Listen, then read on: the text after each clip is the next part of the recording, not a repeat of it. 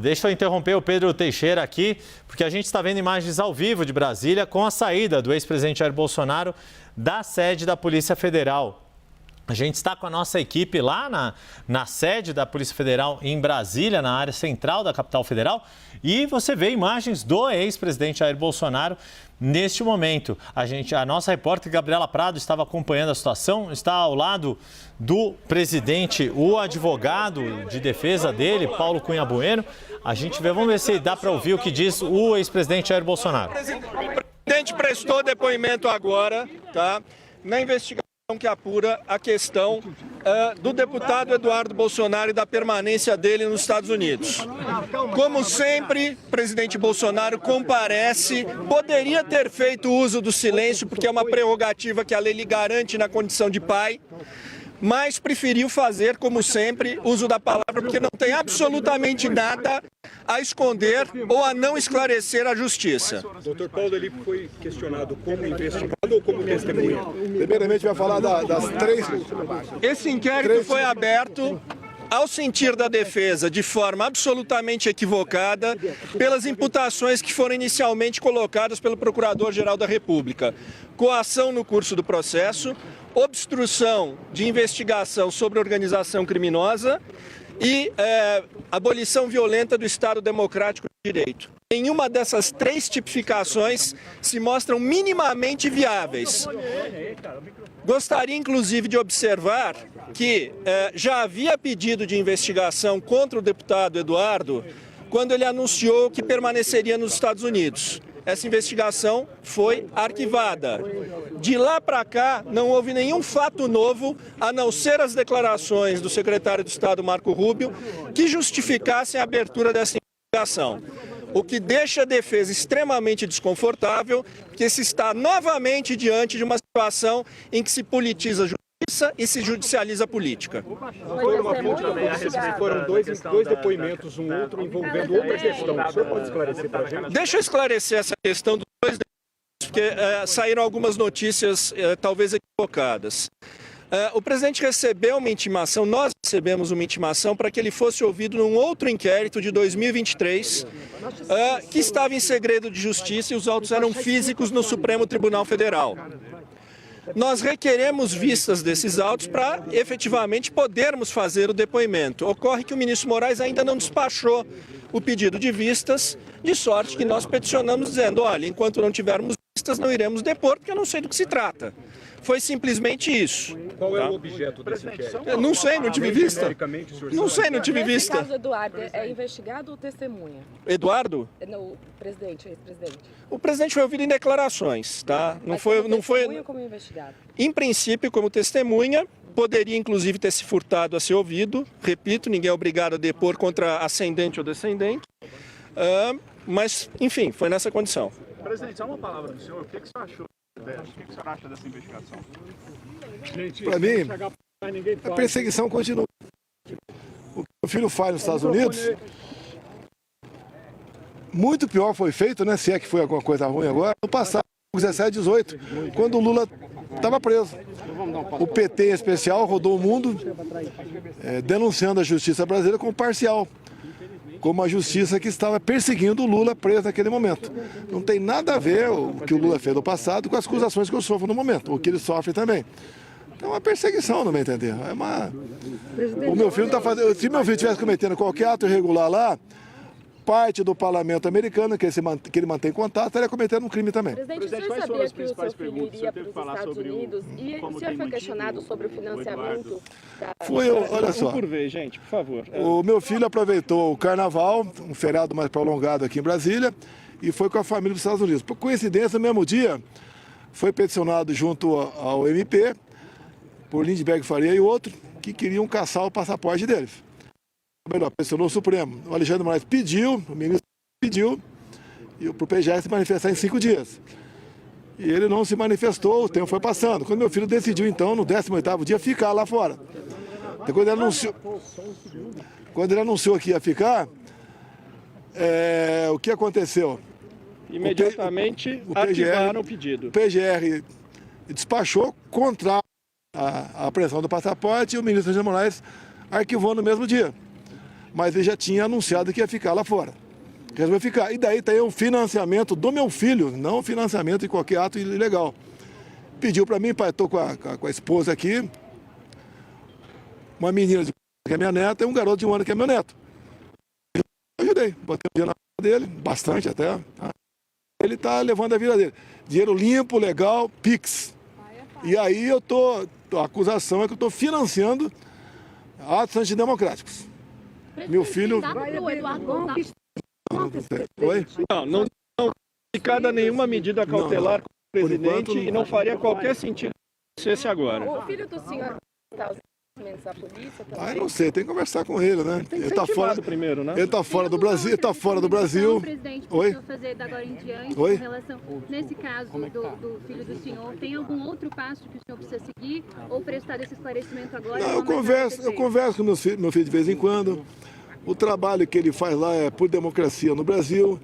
Não existe sancionamento de qualquer autoridade aqui ou no mundo por parte do governo americano por lobby, é tudo por fatos. Então não adianta ninguém querer jogar para cima dele. Porventura alguém venha a ser sancionado no Brasil, seja não tem lobby, são fatos. Presidente, a estratégia dele de trabalhar para convencer as autoridades americanas a aplicação... Não existe, não existe lobby para essas questões. Esses lobbies são fatos que atente contra direitos humanos e que atente contra a liberdade de expressão. Olha, acho que é importante nós todos relembrarmos aqui que existem fatos que estão colocados aí na mesa, ou pelo menos são amplamente noticiados, que não têm nenhuma relação com a questão do presidente Bolsonaro. Nós temos aqui, por exemplo, o sequestro de recursos, que era uma empresa que não tinha qualquer relação com o X no Brasil, com investidores que são grandes grupos, grandes fundos americanos. Nós tivemos aqui o Elon Musk, secretário de Estado do governo Trump, sendo incluído num inquérito porque disse que não iria cumprir as medidas, apenas disse. Foi incluído num domingo dentro do inquérito. Então, evidentemente, o governo americano, como amplamente noticiado na imprensa, deve ter um olhar sobre esses fatos. Então nós não podemos aqui simplesmente acreditar a isto ou aquilo, essas questões, ignorando fatos que são evidentes, públicos e notórios. Teve um gancho do X também, por ocasião das eleições passadas, e de prisão do ministro Alexandre de Moraes, uma brasileira com dupla cidadania nos Estados Unidos, tentado algo que alguém da equipe dele ou ele não gostou. Então essas questões são levadas em conta para possíveis sanções. Repito, não existe trabalho de lobby para sancionar quem quer que seja no Brasil ou no mundo. Presidente. Não, vi pela imprensa que eu estou no inquérito, me botaram no inquérito também, né? Qual que é a avaliação do senhor alguma sobre esse pergunta caso? Não foi esse assunto, não foi Ele não vai tratado falar aqui. sobre esse assunto hoje. Não tenho nada a ver com a Carla Zambelli, tá certo? Não botei dinheiro no Pix dela, tá certo? Claro, até no depoimento Estou hoje. aguardando, obviamente, eu acompanhei pela imprensa o caso do Carla Zambelli. Presidente, a pergunta que fizeram sobre o outro procedimento tem a ver com a invasão do CNJ? A gente não conhece os autos. A gente não conhece. Hoje eu fui aqui ouvido apenas pela questão, o meu recurso que eu botei na conta do meu filho, que está nos Estados Unidos. Presidente, o senhor pode falar de valores? Pode, sem problema nenhum. Vocês sabem que lá atrás, eu não fiz campanha, mas foi depositado na minha conta 17 milhões de reais. Tá? E eu botei 2 milhões na conta dele. Tá, ok? Lá fora tudo é mais caro. Eu tenho 2 netos. Ele está lá fora, eu não quero que ele passe por dificuldades. É bastante dinheiro. Lá nos Estados Unidos pode ser nem tanto, $350 mil. Mas eu quero o bem-estar dele e graças a Deus eu tive como depositar esse dinheiro na conta dele. O senhor tinha conhecimento das reuniões do filho? Dia 13 de maio. 13 de maio. O senhor tinha conhecimento das reuniões do filho do senhor? Não tenho a menor ideia. Olha, acho que é importante que todos entendam uma coisa também. O deputado Eduardo Bolsonaro, o deputado mais votado do Brasil, tem 41 anos de idade, ele tem uma vida política independente. Ele não é simplesmente um mero seguidor do pai. Ele tem a agenda política pública dele e pessoal dele. E ele não se reporta ao pai dele. Eu tenho orgulho do que meu filho faz. Tá? O seu filho deu data para voltar? Não tenho conversado com ele. Presidente, o que o Eduardo faz exatamente no não é... Olha, ele tem um bom relacionamento com a família do presidente, tem um bom relacionamento com o parlamento, tá certo? E está vendo seu pai nos seus problemas aqui no Brasil. Então ele é solidário à minha pessoa e faz um trabalho lá, no meu entender, em prol da democracia no Brasil. Presidente, qual a expectativa para a semana que vem? O senhor vai ficar frente a frente com o ministro Moraes? Vai responder? Segunda, terça, quarta, né? Eu acho que é excelente a ideia de, ao vivo, nós falarmos sobre o golpe de Estado. Excelente. Estou muito feliz que teremos a oportunidade de esclarecer o que aconteceu naquele momento. Responder. Sem problema nenhum. Presidente, esse senhor foi perseguido? O que acha? Declaração. Olha, até a baleia, né, cara? Tem até baleia no pedaço. Você quer o quê?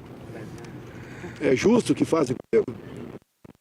Até a questão do meu filho, até o despacho do senhor procurador sobre a apreensão do passaporte, ele falou que ele exercia, até aquele momento, né, um mês atrás mais ou menos, uma atividade normal nos Estados Unidos. Vamos lá, Bora. bora. Obrigado, pessoal. Vamos lá. Tá aí, então, as declarações do próprio ex-presidente Jair Bolsonaro e do seu advogado de defesa, Paulo Amador Cunha Bueno. Depois de deixarem a sede da Polícia Federal, Gabriela Prado, nossa repórter, estava ali no laço, acompanhou o que a gente chama de quebra-queixo. É um apelido que os jornalistas dão para esse tipo de entrevista, quebra-queixo, porque às vezes esbarra microfone, essa coisa e tal. Mas para declarações bastante importantes de Jair Bolsonaro. Primeiro, confirmando envio de recursos, de parte dos recursos que ele arrecadou por meio de vaquinhas, por meio de Pix. Ele confirmou uma informação já razoavelmente conhecida, já de domínio público, de que cerca de 17 milhões de reais foram arrecadados nesta vaquinha, dos quais 2 milhões foram agora repassados pelo ex-presidente Jair Bolsonaro ao seu filho, o deputado licenciado Eduardo Bolsonaro, que está nos Estados Unidos. O Bolsonaro, inclusive, falando que lá tudo é mais caro, o custo de vida é alto. Eduardo Bolsonaro está com mulher e 2 filhos, se eu não estou enganado aqui na informação. Também procurou se afastar de Carla Zambelli, disse que não tem nada a ver com a deputada licenciada e voltou a se queixar de perseguição política. O próprio advogado, Paulo Cunha Bueno, também falou de alguns fatos que justificariam as declarações, o posicionamento crítico em relação à justiça brasileira feito tanto por Jair Bolsonaro quanto por Eduardo Bolsonaro lá nos Estados Unidos.